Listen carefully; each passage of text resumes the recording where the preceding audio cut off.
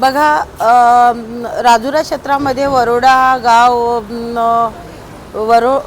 गावमध्ये आज 400 एकर जमीनवर 40 कुटुंबाचं त्या ठिकाणी म्हणजे पोट भरत आहे। त्या जमिनीमध्ये 50 ते 60 वर्षापासून त्यांचं कुटुंब जगत आहे आणि आज त्या ठिकाणी डब्ल्यूशेलनी सर्व जमीन घेरली म्हणून आज त्यांचा जे कुटुंबाला जे रस्त्यावर आणण्याचा प्रयत्न करत आहे शासन, हे आता आम्ही खपवून घेणार नाही। वारंवार त्यांना तहसील कार्यालयामधून नोटीस पाठवतात का तुम्ही त्या जागेवरून खाली करा आणि तुम्ही नाही का बाजूला व्हा। तर मला म्हणायचं आहे, शासनाने म्हटलेलं आहे का ज्यांना भूमी नाही त्यांना आम्ही शेतीला त्यांचा पट्टा देऊ, जी कोणी नाही का वाटपची जमीन म्हणजे आम्ही त्यांना 5 एकरचा पट्टा बनवून देऊ, हे शासनाचे शब्द होते।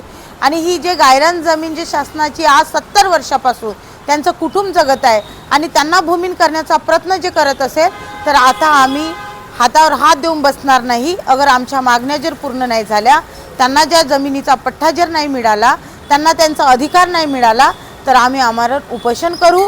त्याच्यासाठी आम्हाला वाटेल तेवढे जर नाही का त्रास सहन करावे लागले तरी चालेल, पण आम्ही आता गप बसणार नाही। कारण तर आज 40 कुटुंबाचा प्रश्न आहे, कारण त्यांचं जीवन त्या शेतीवर आहे। आज 50 वर्षापासून कधी तिथून डोळे खुलले नाही शासनाचे, आज वारंवार त्यांना तिथून हाकलून लावायचा प्रयत्न चालू आहे।